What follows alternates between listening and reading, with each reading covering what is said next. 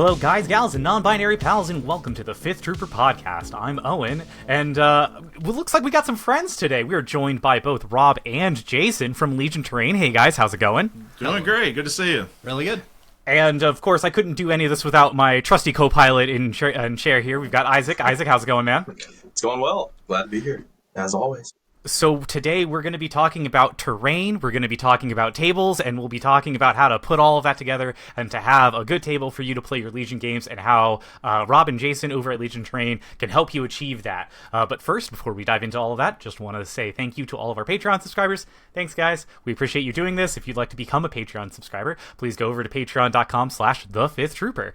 Also, for those that are keeping track, this weekend I will be over at Extra Life doing a charity stream raising money for kids in hospitals. So if you would like, go over to extra-life.org/participant/Owen Patterline. Yeah, I know it's a mouthful, but it'll be linked. And I will be streaming there. I will be streaming some Star Wars Episode 1 Pod Racer to appease our Star Wars fans, as well as my friends and I will also be going through all of Halo 3 ODST and several other games. Nice. So please stop by and, either watch, donate if you can, but you're not here for all of that. You're here to talk about tables and things, so let's dive into that. Rob and Jason, guys, you are people that provide us with terrain. You sell terrain on your website. You give us this wonderful stuff that looks great, that plays well, and I think just the first thing that anybody wants to know is,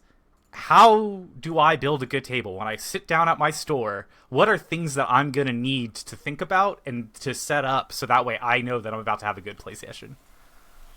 Go ahead. Okay, I'll start with one thing that I love a lot is elevation. I just, something to me about a sniper on a building, or the ability to climb a tree, or a platform up elevated off the table, makes a game a lot more thematic, a lot more real. But it also, I feel like, especially in the new version of the rules, really gives you some cool advantages without a lot of heavy, mechanics to try to get your figures on that terrain.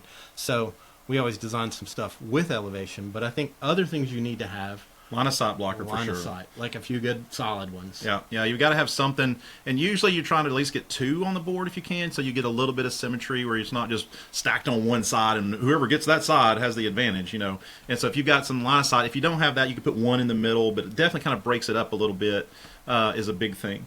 And then you're looking at different types of cover, kind of a hard and a soft cover that it takes it down. It changes the game easily, where when you're placing your terrain down and you're making it look good, it really can split it up to where you got guys can go hide for the most part. They're getting a little bit of cover. And I just think in adding to cover, recently we released our first area terrain piece. It's a kind of a land mass with some small trees that essentially work as a template that you can use to say, hey, my guys are inside this, they're within area terrain. And I think that's a new nice. It's a great addition. Yeah. I was very happy they put that in, to where basically your squad is in cover, just being in there. You don't got to literally be behind something. And so area terrain is huge. And I started, my first few designs were scatter. Yeah. So don't forget scatter. It just gives you some points of interest on the board, and also a few barrels here and there turns a pretty basic board into a pretty awesome board. It makes you feel like real people live there, right? Yeah. You got to have a barrel. The another thing that we added, really we're just designing the table. We're huge on themes. We'll talk about themes in a little bit. We love the theme table, and we were coming up with the hive table, and we were trying to think of some things because we don't just rocks. What else could we do? And so we were like, that goo that they shoot, let's put a big pit of that, right? That's where they go get it from. And so all of a sudden you've got terrain that's hard to traverse through. And so it slows you down, that sort of thing. So there's, you can go through the rules and you can see the different types of stuff that's there. And honestly, the more types of stuff you have overall, the better the game is, I think. Yeah, and then you want to start taking into account, and I think tournament organizers we've worked with always do a great job of making sure that you have some firing lines, right? Yeah. You don't want to cluster it up so much with trees or buildings that, essentially you're just hold on, I'm going to move to you. It's going to take us 5 turns to get to where you are. And your sniper can shoot people, You it's at the right place. You want to give that guy a shot, Yeah. right? But I like to see a few good firing lanes, a couple of solid ones laterally at maybe angles, and then some lengthwise firing lanes. But I would say the biggest thing to me about Legion, why I think it's an awesome game, we were talking about it earlier, is it doesn't have to be a set table. It's not just let's line up everything the same every time and we're going to go. I personally like the idea, especially with this new tour thing, where you can have a board it does tend to go for somebody that's got a lot of vehicles, or it hurts. If you got a lot of vehicles, you're in trouble. So you've got to have a balanced army to go on to hit the different types of tables. You've got some with lots of vertical. You've got some that doesn't have as much. And so the different worlds that you could possibly see in Star Wars, you've got to have an army that can kind of go against that and can be successful on that. And so I personally like different tables. It doesn't always have to be the same. I like the diversity of it. Yeah. And I think the other thing you want to do is make sure you don't leave the board so wide open that essentially it's just, like when we watch the movies or the shows, we're always looking and going like, that would be a cool. Yeah. Okay, crate. No, that would be a nightmare. I mean, unless you got a bunch of vehicles and you're just shooting everybody. We didn't design any terrain for crate. Yeah. Why not? I mean, to be fair, Crate is also one of the worst maps in Star Wars Battlefront, so I feel like you're not the only person that ran into that problem of, like, how do we make Crate interesting? And Yeah. it's like, until you get inside of that map in Battlefront, it has the same problem of just, like, it's just flat. Like, you got some trenches, but it's mainly just flat. Yeah. Well, we kind of had the same thing with Hoth when we were looking at our Ice Planet table. And we came up with a kind of a clever idea of the trenches. Oh, I like to have some right here. Yeah, he's going to grab some trenches. He's got some show love you trenches. together. The trenches are raised, right? Instead of, you can't really go down into the table. Not a lot of people would like that. But, you get a piece like this, and you set it flat, and just a bit. you've got a trench where a guy can shoot over. Oop, there we go. And so that, helps a lot. Now, the neat thing about these is you can see the little thing on the end there. It's these little connection clips. points. Yeah, it's these little clips that Robert came up with. It just worked fantastic. And you snap these things together, over and over and over, and they fit perfect. And you could, out of this bag, right, you can build all kinds of different things, I've never different done the setups. So, the actual number of things. And so that was one thing we had to do because Hoth is flat, for the most part. Other than you got, an ion cannon, which we got back there, or laser turrets or shield generators. But for the most part, you need something like in the battlefield. And so we came up with this raised trench idea that it simulates nice. it pretty good. Love trenches. Yeah. Trench fanatic. You can't beat a good trench. I do agree with your point though, is that you can't dig into a table. I once was doing like a Star Wars D&D session for Hoth, and what I ended up doing was building the table up so that way the trenches could exist Yeah. under.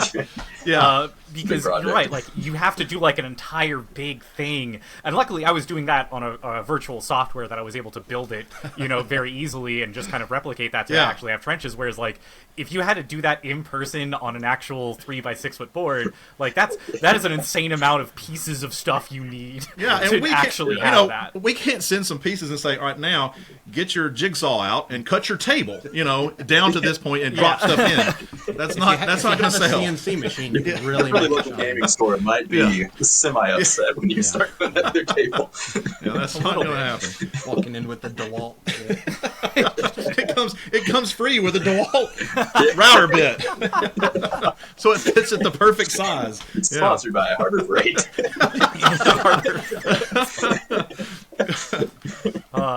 When we mention build tables, we mean putting terrain on tables, not physically getting them Exactly. Yeah.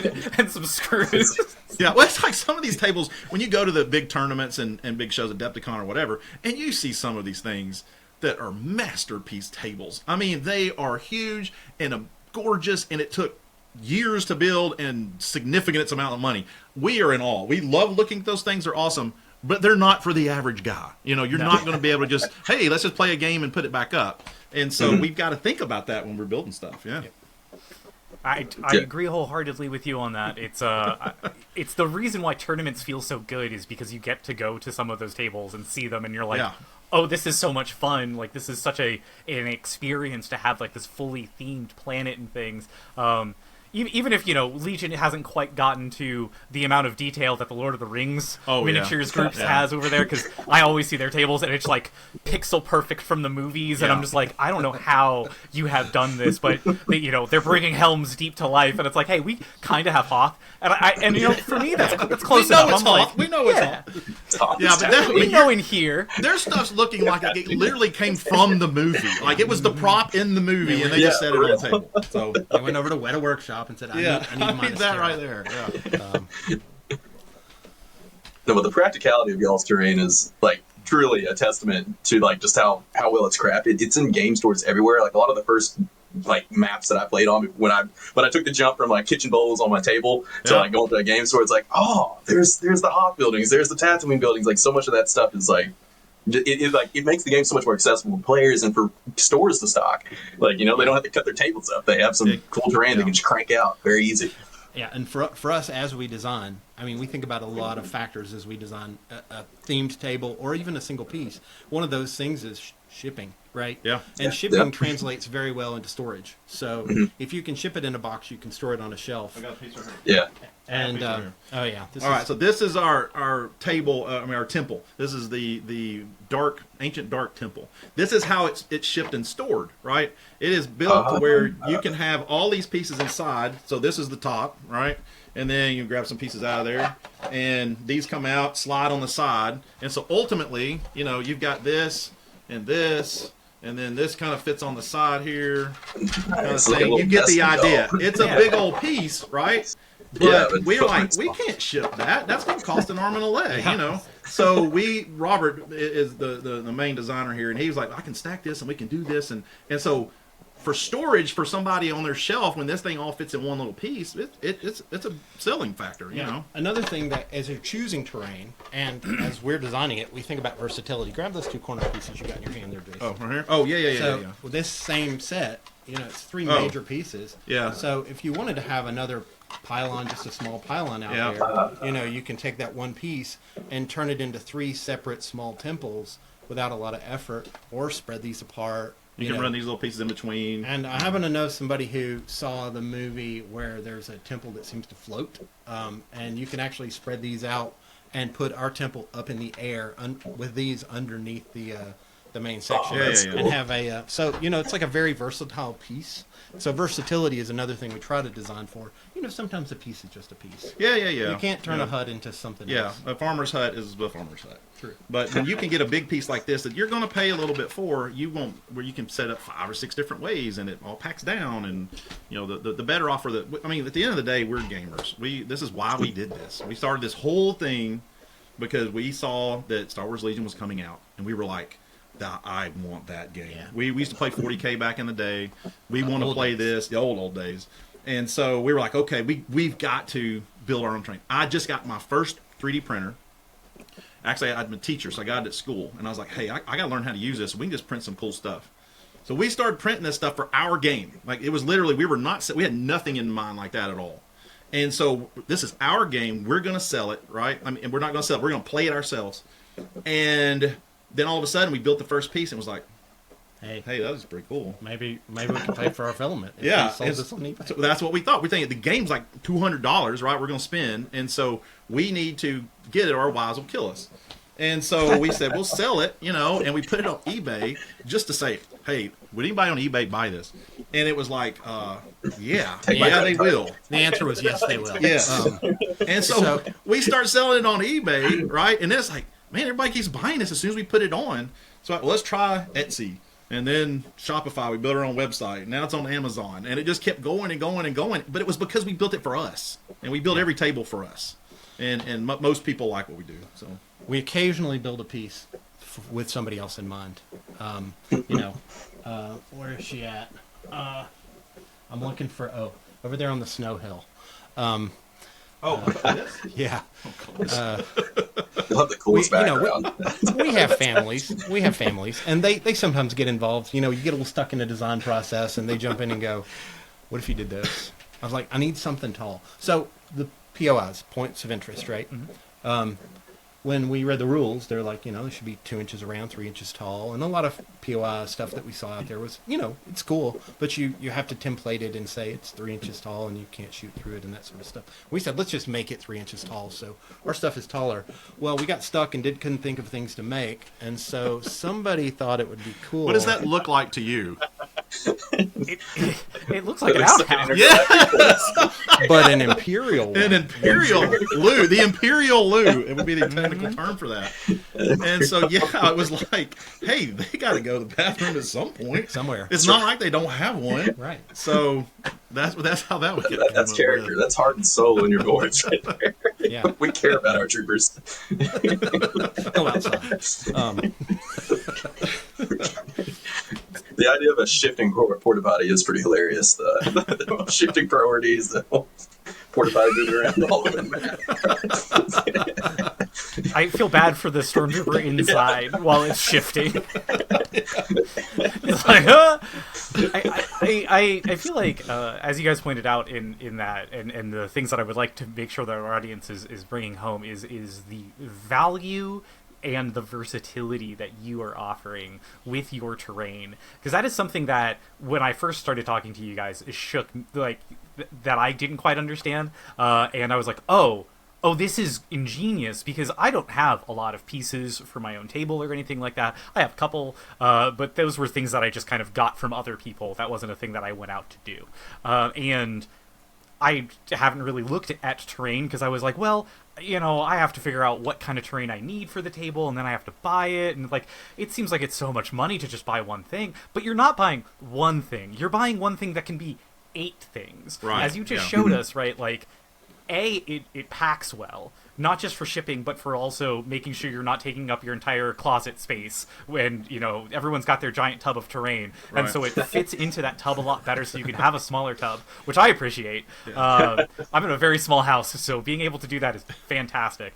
And having the versatility of it, I think, is absolutely ingenious, because then you're able to take those pieces and you can have a big thing, a small thing. You can, as you started and you mentioned the things that you need for a table, sightlines, LOS blockers, area terrain, all of these things that people should look for when they're building their tables at their stores. These are things that you can use, and it could fill multiple of those check boxes. Yes. At the table, and I think that's absolutely invaluable, because maybe you have something that you found that works really well as your height, and so then the next thing that you need is like, well, let me buy this temple, and you're not going to use it as height. You're going to use it as multiple smaller temples, so that way you have more LOS blockers going through it. And so I think that's just a very smart thing to do in the design process. And I have to question of just like, other than the necessity, as you said, of like shipping it, how do you design to the point that you use it in multiple ways? Like, how does that get in there?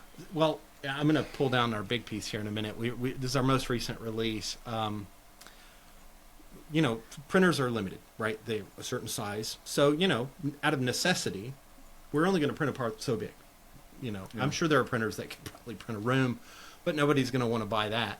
So it starts with printing, right? Like, I'm going to design something that I know I can print, and I want it to print and look as beautiful as I can. There are things that you learn as you get this print or that print that you go, well, those angles are too low. It's going to look like stair steps. And so you have to figure out how to overcome those things. I think when I'm thinking about printing, I'm also thinking about usability. This piece, would you get the U-wing down? Yeah. Please. Or the U-ring was the piece that I was hoping that you would demonstrate all of this with. Yeah. So, When we design a ship, we have to design the whole ship, but we don't like to sell the whole ship, So this is a crashed spy ship. Yep. Nudge, nudge, wink, wink. Yep. Crashed spy ship. It is the widest piece of terrain that we sell. It almost doesn't fit on the screen, when it's fully assembled. So cool. But the first version of this wing just sort of stuck up, right? It was just a straight wing. It looked beautiful, I'll just say. Well, and so easy to print. How about this? We discussed that wing for weeks. Yeah. I mean, we literally went through different iterations. How are we going to do it? Should it look like? And Robert does most of, if not all of, the CAD work and does everything. But if I get stuck on something, and he's on the other side of the coin, we have to like hash it out and say, this is what it should look like this because of this, and it should look like this because of this. And so it takes a little while to get that wing. Yeah. There are a lot of parts of this that made it into the trash at my house. So we designed it, printed it, and went, wow, it won't stand up. It literally falls over. So, there's multiples of these that were thrown away before we got one that's like, that works on the table. But in looking at it, we start to go like, that wing's kind of useless. It just sticks up in the air. We got to make that wing useful. Yeah. So let's make it where some dudes can stand on it, right? And I love, I said elevation. So I made this thing, I think it's a little bit over height 1, right? At that. And so you can post your guys on there. I don't have any guys close by, but I'll just pick up this POI and show you that they'll stand up snugly on there. But then I was like, well, that's not super useful. So I said, what if I make it where the wing comes off? And then you have a giant barricade. Yeah, Jason will hold that. You got a giant barricade you can put on the table. And then I was like, that's too big to print on the printer. So what if I make it come apart? Now I've got 2 big barricades I can put on the table. So my wreckage is now spread out. My son is a gamer. He loves video games. And he's like, Dad, you can't sell that piece with just 2 or 3 pieces. That's boring. He goes, you need to make this wreckage worse in the back and something should come off. So we make it where another piece comes off, and now you've got a crashed fuselage, an engine component that can act as a, some sort of objective, 2 pieces of wing that can go back together, and, and guess what? It makes it easier to ship. Yeah. At the end of the day, we're saving money. Right. And you guys are like, wow, you made a 4-part ship. Congratulations. This is a 24-piece assembly. Yeah. So our paint team has to build these things before they can paint them so that they look right. But it's a big assembly, and the reason it's that much of an assembly is because we want it to look great. 3D printing has some parts that sometimes you limitations. Print something at the wrong angle. Yep. It doesn't look so lovely. So the wings suffered from that, and the wings are actually made up of, I think, 8 or 9 parts just for the wings, so that they look right. So, anyways, we designed for versatility because we're both engineers. Yeah. Well, and at the end of the day, our first few pieces were, how can we save people money? I mean, honestly, we were like, we know what it's like to go buy all this stuff. We want to make it worthwhile to start with. And so it's, make it versatile where I can take it apart and have multiple pieces, a different game every time. But then, like, one of the first things we did, probably in the first 3 or 4 months, was we came up with a pipe system, okay? And we were like, PVC works really well, okay? And so we were like, why don't we make it to where somebody, if they need to make more of their own pipe, they just go cut some PVC and paint it, a certain, that gray color, and we'll tell them what color to paint it. And so now we've got these kind of fancy pipes, but still 2-inch PVC fits on this thing. Take it apart here, right? These just pop out, little elbows, but you can put a piece of PVC, so you can build any system you wanted, as long as you had these little, clips like we've kind of got there. And of course, these come apart too and do all kinds of things. But we did that with the mind of, hey, let's just try to save some people that don't have money. They can build a cool pipe system. All they need is just a couple of little things like this. They can go buy their own pipe if they want to, or they can buy ours, and it saves them some money. So that's really where it kind of started. Right, and it has cool sci-fi connections instead of Home Depot. Yeah. Yeah, we tried that, didn't we? We tried turning a regular PVC elbow into something cool. That's really hard to do. Looks like a PVC elbow. Yeah, it still looks like it. No matter how you paint it. So, yeah. What is the design process? Like, how do you see something? I know that you said that you see stuff in the media, and then you go, that would make a cool terrain. So how does it go from like, oh, that looks cool, to selling it to people and they're testing it on the table and everything? Okay. I won't talk with Robert here for a second. It usually comes about as I go, that would be so cool. We've got to do that. Robert's like, there's no way we can do that. That wouldn't work. And I'm like, I believe in you, Robert. You can do it. You can do it. Because I'm telling you, I see this stuff and just everything. That's the coolest thing. I'd love to see that on the table, blah, blah, blah. And so then Robert and I work together. And a lot of times it comes to fruition because he's really clever. I'll say that. Yeah. And I mentioned earlier, we were both engineers. And you probably are thinking like, oh, well, they do this kind of design work before this. I am an IT systems engineer. I do not do CAD work in my real life. So this was a skill I had to develop. And in fact, Jason was talking about our early days. So I'll get you back to your. He was talking about our early days, and he said, we want to make some cool crash things. And I'm like, I don't know how to design anything, but there's some free software out there online, and I'll just see if I can chop something. And so I found a TIE fighter model. And I was like, I'm going to kind of make it my own and remix it. And this was that first piece that we sold on eBay. There's probably only 4 or 5 of these in existence. And it's dreadful. It's really bad. So just for contrast's sake, this is a component of one of our best-selling pieces, right, that I designed later with, this thing sells like toothpaste on Amazon, right? Yeah, I mean, everybody needs this guy. It comes with a nice long side wing that makes a great barricade. But this was the first one. Yeah, look at the thickness on that doesn't wing, man. It doesn't even have all of its array on there. We have that one at our store. I love that thing.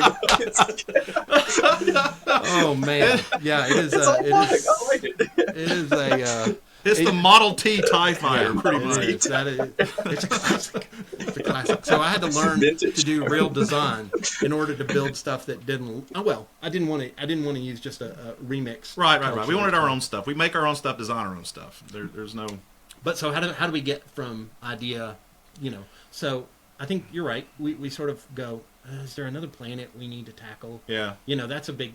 Or do we need to take one of our existing planets and give it a little more juice? Yep. One of the good examples of that sold and sells really well is the Desert Gate. Yeah. Right? A big piece of multi-level terrain, an add-on, right?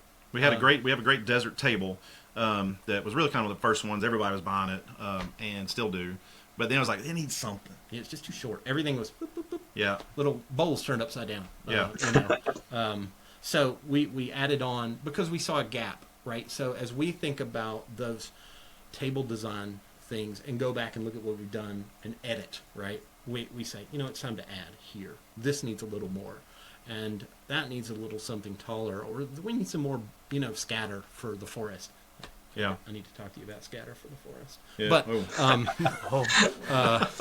shrubbery. Pretty much he's seen something.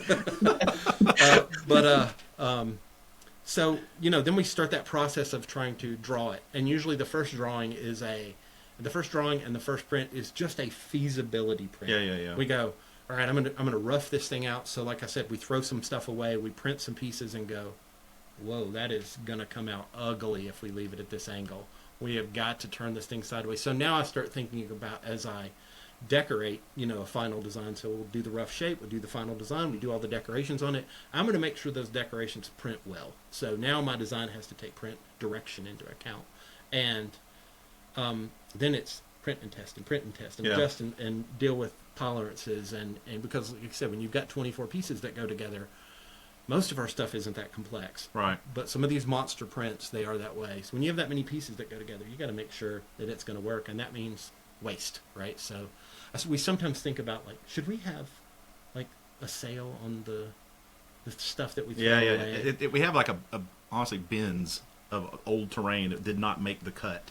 And somebody's looking a little interested on there. Bins, you say? But we were like, the thing we're kind of we have given some of it away. But for the most part, I don't know if I want that out there with our name on it. Yeah. You know what I mean? That's really bad. Somebody picks that up, it picks it up in a game store and is like, I don't want anything for that's horrible, so. Those guys are clowns.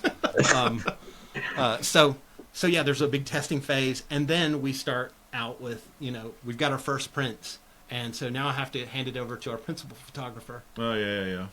And that's you. Yeah. And Jason brings in the mother of all light kits. Yeah. And we work with different community providers for mats. Sometimes we'll actually take a mat.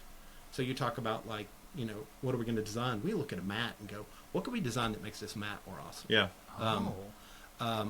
Or sometimes we look at a mat and go, ooh, so that's the color scheme we need to paint with. Yeah. The Ancient Art Temple, we did that. With Renaissance, that was actually the old Fifth Trooper a long time ago. Y'all had a mat. Old mat that Fifth Trooper used to sell. Yeah.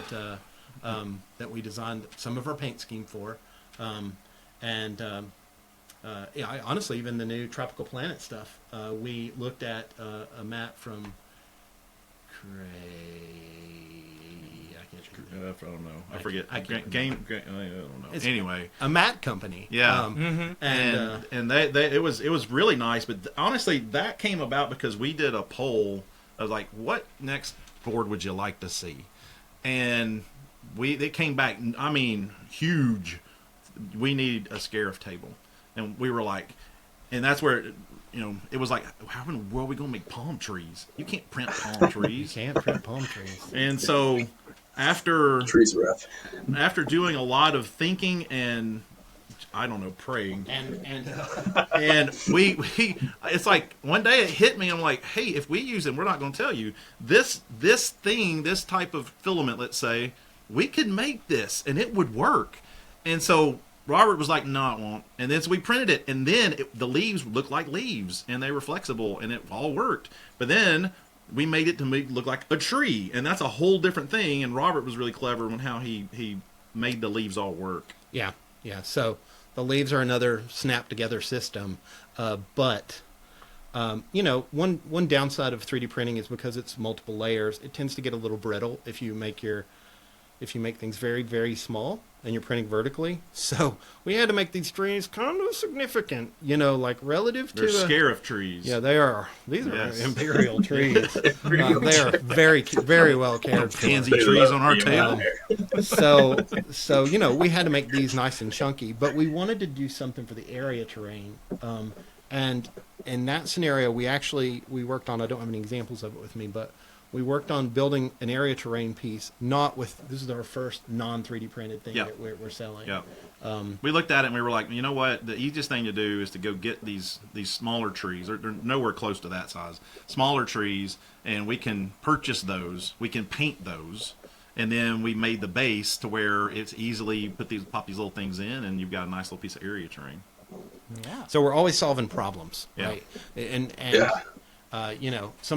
like I said, sometimes the problems are practical, like how big is it going to be? Yeah. Sometimes the problems are, can I get more out of this piece that I'm designing so that it's not just a big static monster on the table that you use the same way every time? Yeah. But most of all, we just want it to be fun and immersive, Yeah. right? We really want people to go, I'm in that world. Well, that's like the ion cannon. I mean, the ion cannon, it's an ion cannon. You're not going to take it apart. And so we were like, how big is the ion cannon? And then you look at the scale. Okay, it would take up the room that the table is in order to be at the right scale. And so I was like, all right. So we said, you know what, we're going to sacrifice. I think we can say it on our website. We sacrifice scale for playability. And we made this big, Very huge practical. ion cannon. That looks cool. Everybody knows what it is, and I think everybody's fine with. Okay, it doesn't have to be that big. Yeah, So- because if we made it that big. Yeah, because we made it that big. It'd be incredibly expensive. Yeah. It'd be a nightmare. Yeah. Car payment type stuff. What is because you mentioned this before of how it's not Scarif, it's Tropical Planet. What's like the hardest naming convention that you had to really figure out how to say something without saying it directly? When we were selling on Etsy, and I was like, this is going to go big. We're going to do this. I sat down and I literally read through all the IP for LucasArts and Lucasfilm. I read through all of it because I wanted to make sure we are not about trying to overdo or oversell anything like that at all. We want to be as far away from that as we can. And so we literally read through all the words that they have, which were amazing, and everything that they have so we could stay away. That's why we crash our ships, because we don't want to have a full ship where they're selling other stuff that you may could use for your table, right? Mm-hmm. That's a full ship. And so that's why we crash them. It's kind of an art derivative is what it technically is. And so that's really kind of, we studied it for Sunday afternoons for many, many months of reading through all this stuff, so we didn't get close to infringing on what they have. Now, as far as the actual renaming, some of it's easy. Rebel and Spy and that sort of thing. But I was 7 when I saw Star Wars. And I know exactly what an X-wing is. Yeah. I used to draw them, and we would have little battles on notebook paper. Oh, with the You'd pencil, draw an yeah. X and like an H, and it was TIE fighters and X-wings, and you would put a pencil down and you'd flick it, and wherever the lead hit, you blew up that many TIE fighters, Yeah. or you blew up that many X-wings. And so, well, it was kind of like Armada. Yeah. But, you know, in the 6th grade in the 80s. So I know exactly what an X-wing is. And so for me, that was probably, and that was one of the first pills we had to swallow, was that's the Rebel fighter. And so, you know, Yeah. Yeah, we'll concede that. yeah. And so, you know, and we certainly use Star Wars names with care. As we've talked here about scenes that we've seen in the movie, we can't recreate Scarif. Right. You know, and not on the table. It wouldn't make sense. And, you know, one of the things we're noticing, especially as we move into new markets, is there are other games that have palm trees in them. Yeah. You know, people like hills. They have hills on every planet, Yeah. except Crate. Just a trench. Man-made hills. Yeah. But yeah, I mean, so you know, a lot of it's, if you look at it, you know, tropical planet, ice planet, you know, I mean, desert planet. We're not just knocking it out with these awesome terms. We do for some things that are not like our tree system. It's the MZ tree system. And that's an African word. We'll do some research and we'll look at, hey, we want to try to make this in this type of dialect or this type of whatever, and we'll go and we'll do a lot of research on, like, what is the word for tree? What is the word for this? What is the word for that? And we would go through a lot of different words, like the Renaissance. Our buildings are the Chichio building, which is Fat Boy, and it's a big round building, you know, and the Otto. The Otto, because is an eight-sided it's building. 8-sided building, and so we try to go with kind of naming what it is with clever names, but sometimes you just got to say it's a nice planet. Yeah, it's You a know, nice planet. That's all you can do. I just love the Etsy naming conventions of anything Star Wars related, like whether it's Legion Terrain or if it's, you know, the Darkfire. Like when people are doing like the models as well, it's always just so funny when you're just like, yes, this is Snow Princess, because you can't say Leia, so it's just like, this is Snow Princess.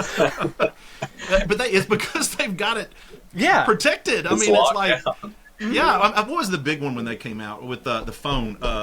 Droid. Oh, yeah. Droid. When that phone came out and it would say Droid whenever you turn it on, whatever, they had to pay Lucasfilm money every time that thing happened because they own the word droid. That is fascinating. Yes. Because that's not where the word droid comes from. Yeah. Yeah, But if you've got the rights to it, you know, you've got the rights. They to have it. the droids they were looking for. Yeah. Yeah. Exactly. Yeah. Lucasfilm Because very early Android on comes was in on from Czechia, like the language of the Czech language is Android. That is where it's first coined from. Yeah. Is I think there's like a play or something that someone did decades upon hundreds of years ago that had something like that. So that is fascinating to me that they have the IP of Droid. Yeah. But maybe that's just because it's just different enough from Android that it's like, okay.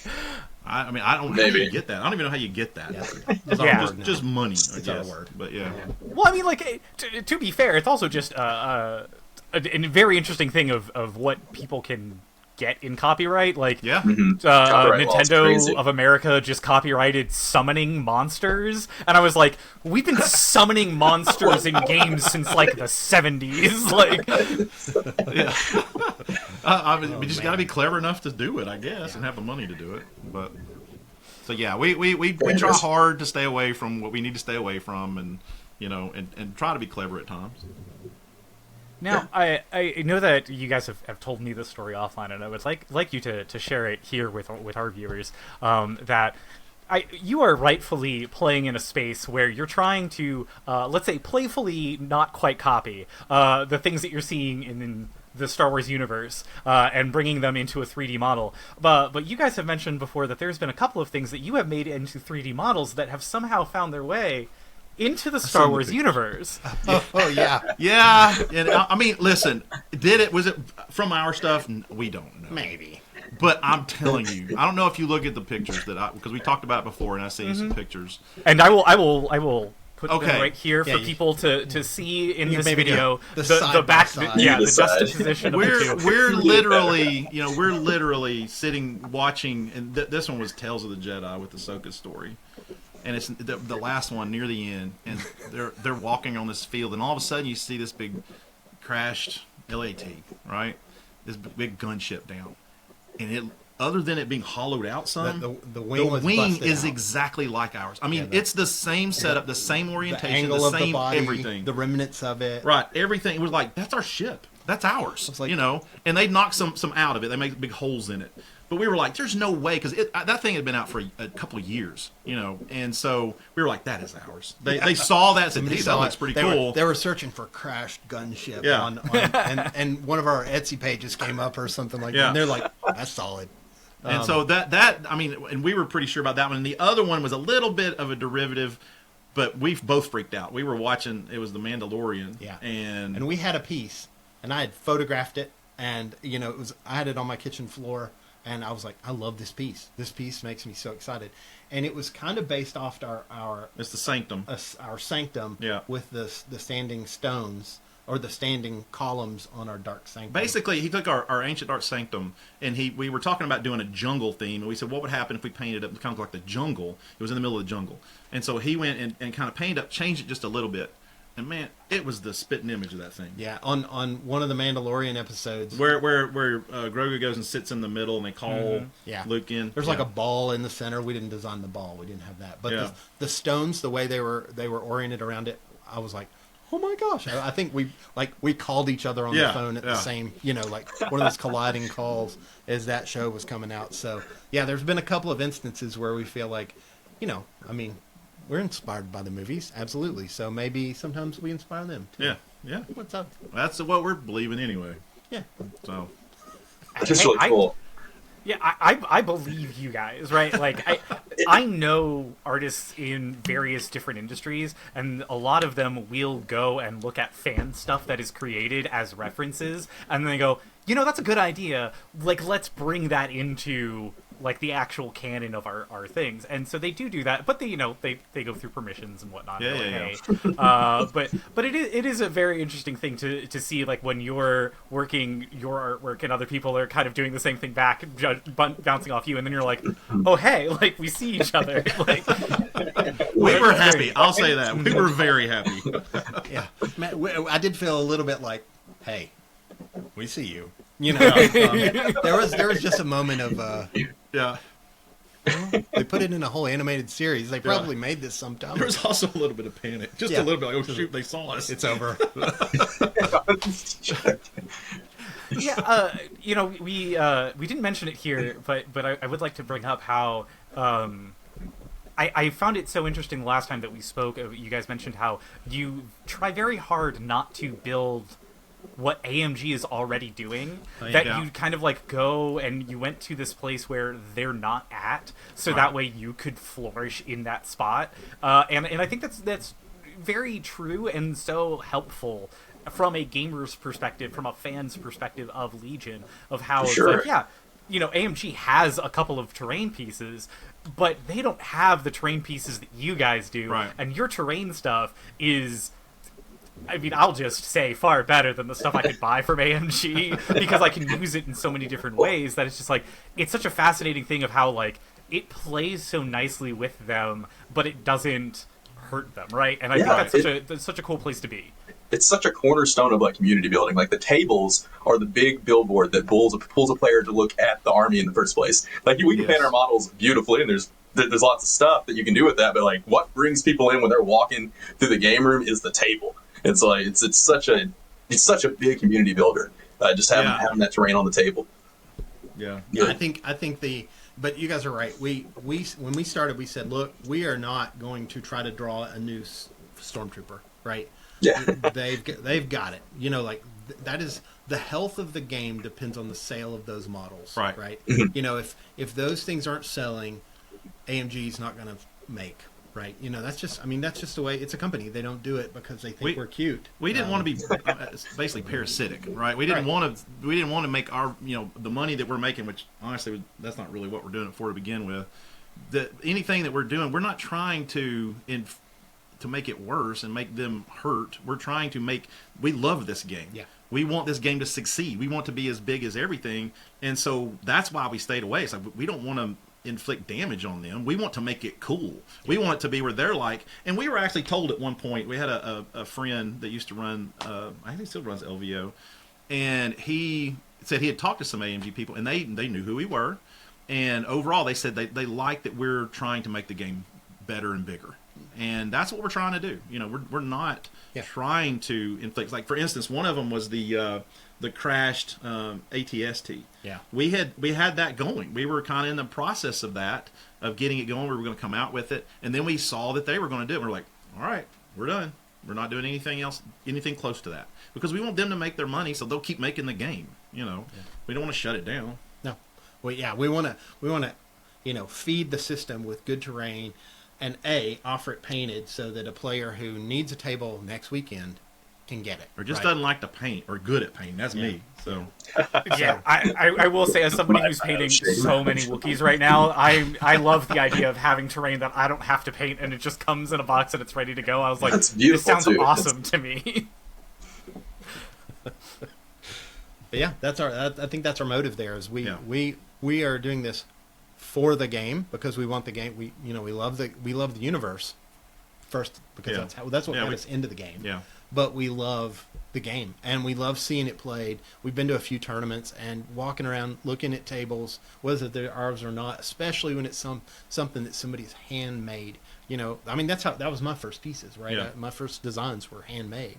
And when I see a handmade piece that's like epic, I mean, it's moving to see somebody create art and to know that that's one of a kind. You know, it's pretty exciting. So, is there like you mentioned the pipe system? Are there other ways that somebody at home could kind of like start building their tables for relative cheapness, or to like kind of like do some things at home that they can get some of the things that you were talking about? We were masters of that many years ago. Yeah. We were like, I used to, when I was in college, I would actually just take some foam core board and cut out Gothic windows and a little 3-piece floor and 2 walls, and glue it together and paint it and take it to the local game store and sell it. I mean, that is, when I was in college, that's how I'd make extra money. And so, yeah, it's really not as hard as you'd think to do. The trick is making it durable. That gets to be the problem. Is I get my cardboard tube, and I add some little pieces to it, like greebles or whatever, and I'll make it look like a neat, building or whatever. But it's going to be destroyed in no time. Yeah, by the time you accidentally put your game box down on it, it's still a paper tube, But one piece of terrain or something that I think you can get and make layers really, really easily. Go to your hardware store and get the thickest piece. Probably it's going to be a 1-inch 2x2 square of what's it called? Small cell insulating foam. It's going to be either a pink or a blue sheet. And you get your big cutting knife out, and if you've got a heat knife, that's even better, but you can get away with a razor and you just hack away and do it in your garage because you're going to make a huge mess. But, and so you make these little elevated platforms, and then they're you can distribute them around, you just paint them up. You can apply one miracle piece of, or not piece, but one substance everybody needs to know about for everything in your life. This is the Windex of gaming. You ready? No, it's not even flocking. It is acrylic latex caulk. Yeah. It is this gooey substance that you can put on, and it's made from. Yeah, I was going to say it's like Mod Podge, or is it different? No, it's caulk. It's what you would caulk your windows with. Yeah. Oh, but okay. It never fully hardens. It's always going to have a little bit of give to it, and so this is the texture. When you look at this thing really close, right, you can see texture on it, and that's what this texture is. So you can just put it on with a glove, tap it on there, and it'll my father-in-law says mud washes over a multitude of sins. So if you've got a 3D print that's a little bit on the that didn't. If you're printing at home and one of your prints doesn't come out perfect, acrylic latex caulk. It adheses well. It's made out of the same stuff the paint is, and you can even mix it with paint to get a base color. But it does great. It feels like stucco, or I mean, it really has texture to it, and it's just caulk, and then you paint it. Yeah. So and it's genius. Unless your surface is super slick, and it's because it will peel off. So test it before you build a 17-hour piece. Yeah. But try it out. The stuff, I love it. It doesn't smell bad.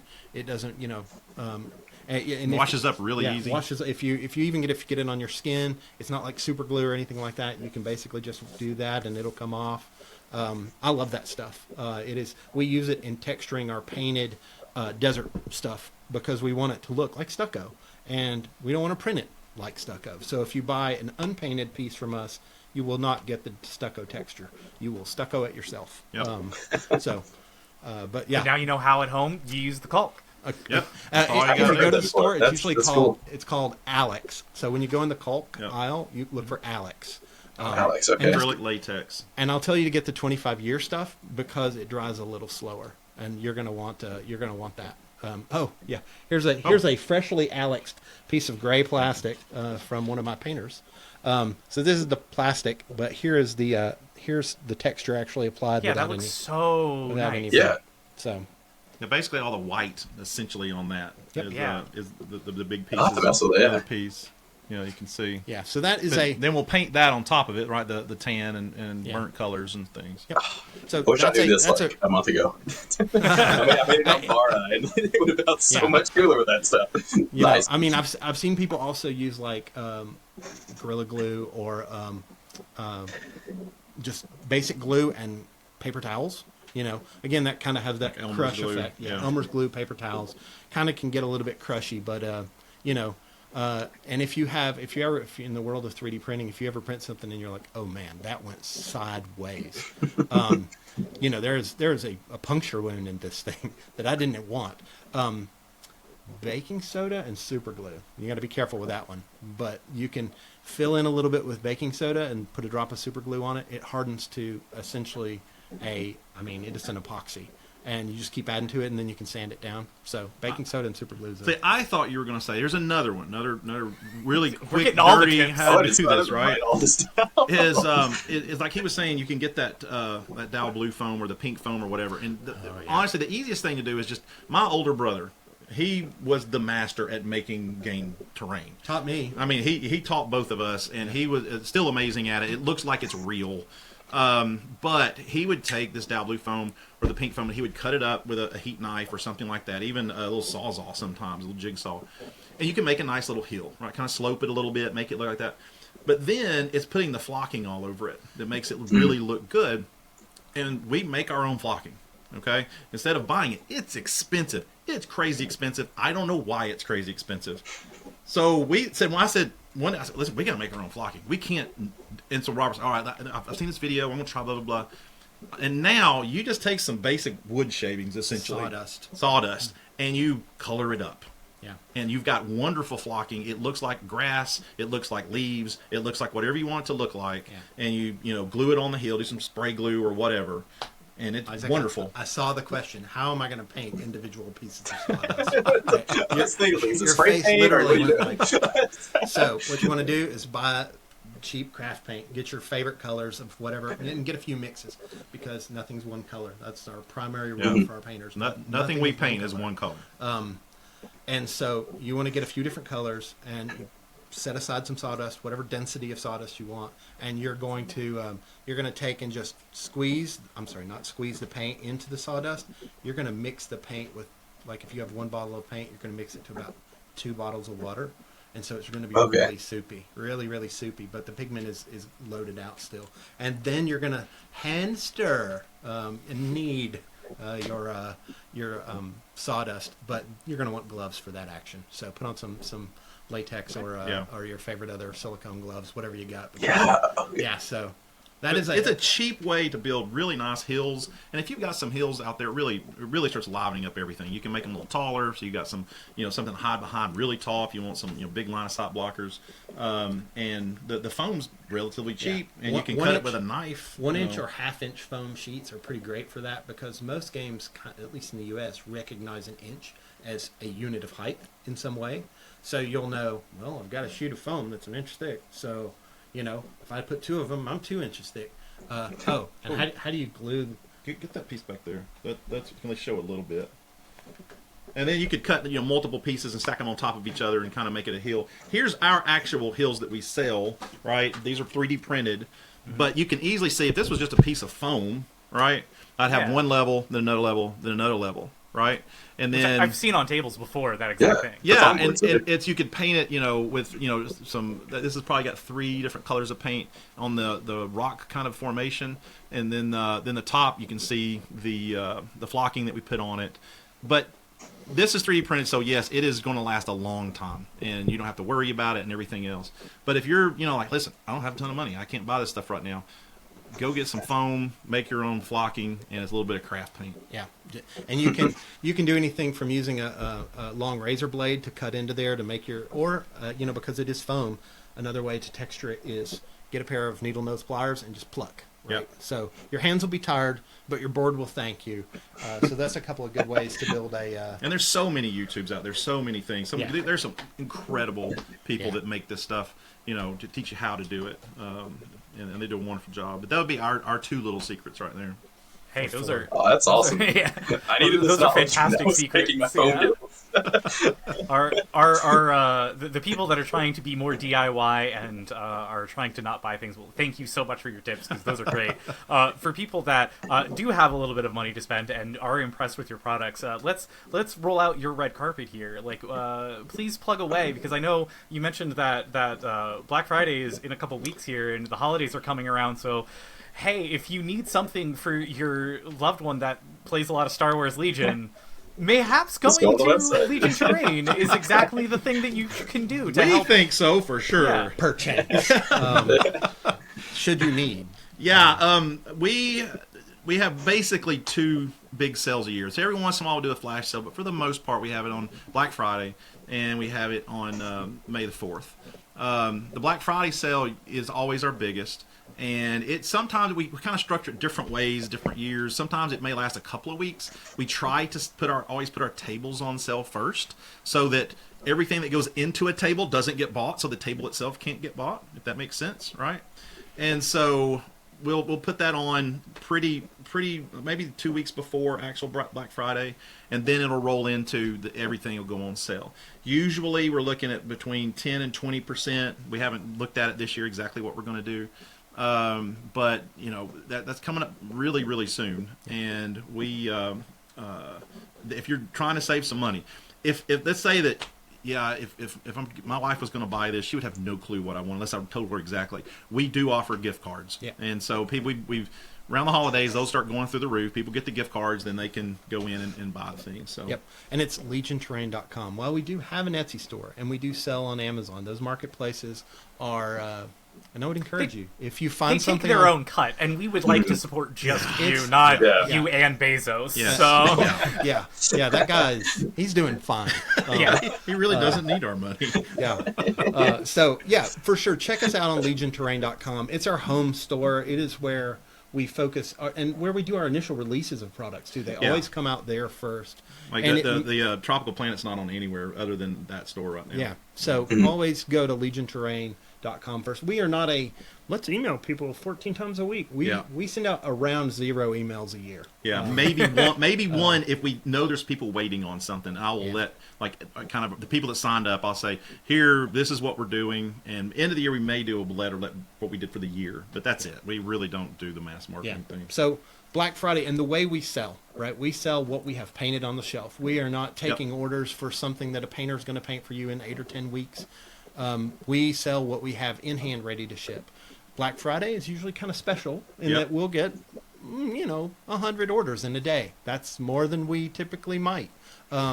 So sometimes it takes a minute to process that. So if you order on Black Friday, please be patient with us. We will try to get it out as quick as we can, but it can be a bit overwhelming. But he is right. We do have it all in stock. Yep. I mean that's sitting on the shelf. If it's in stock online, it's in stock in real time. We're not going to make it, it takes 3 days to make it, and then we're going to send it to a painter, and that's going to take 3 or 4 days, and then we're going to get it out. And usually, Black Friday withstanding, usually within 2 days, it's in the mail. Yep. Wow. So Black Friday, LegionTerrain.com, but you can go ahead and look there now. I will say this. Our new tropical set is new, and it tends to go away pretty quick. Yeah. The components in it are hot. People want them. We'll try hard to have some in stock for Black Friday, but if somebody wants to pay full price the week before, yeah, we're going to let them. Yeah. It's beautiful. One of our players just got it. So. Yeah, It's yeah. beautiful. So that one may be under a lot of pressure. Yeah. I think one other thing we want to kind of get out there is we're going to be sending you guys a link to a very short, about 5-question survey. Maybe as people have listened to the podcast or watched our sweet faces in our Star Wars room. We have a question. And really that question is, what do we do next? I think maybe you guys might have observed the past year or so was a little, the game kind of saw some negative pressure, right, with the slow Restart, sale and restock of plastic and everything appearing back in stores. So, we really want to know from folks, is there something we're missing? We spend a lot of time running the shop. We don't get to play as often as we should, Right. but we'd love to have folks fill out that survey. Do we have any sort of secret prizes for the survey? I don't know. Maybe we should. Maybe we should have Maybe a we secret should. prize. Maybe you got to look at the survey and find out. Yeah, maybe. Yeah. Maybe. So You that'll only know be people out there. that- Yeah. So I'd say there's going to be an option in there to include your email. You Yeah. probably don't want to skip that if you're thinking maybe a secret prize might be something you're interested in. And one thing I want to throw in there as well is your friendly local game store. If you are one of those, we do offer discounts for tournaments and for a game store. If you can essentially prove that you're a game store, with an address and the email and all that stuff, then you do get, we're trying to help you guys out, grow the game, and so we will give a discount year-round for game stores and tournaments. We do a lot of tournaments with supplying. They buy at a discount rate, and then sometimes we'll just throw in prizes and stuff. Yeah. If you were a game shop owner and you wanted to buy just one table to put in your window so people would go, what is that game? I need to buy every part they have. Yeah. What table would you put in there? What table would I put right now? That's a good one. I mean, the new Tropical Planet is because it's new, it's probably why I'm so fascinated with it. I mean, if I'm selling Star Wars, The desert. it's probably going to be desert. But man, our trees, come on, man. The Ewok yeah. Village. Yeah, that thing. When you have all the Ewok, like you have, let's just say you said, I got some money and I'm going to build an Ewok for us. It looks awesome. All the ladders, all the bridges, the platforms, everything is like, holy cow, it's an Ewok village. I think we got one piece that's just, and there's another thing that happens with, our trees. You can stack different trees and make them different heights. They're not all one thing. They're modular big time. You can pop this thing off, have that, and then you can put a regular trunk on it, or you could put a platform on a regular trunk on it. That Or sort a of really thing. low platform. Yeah, down here. that's what that Robert made. He was worth his time on this one.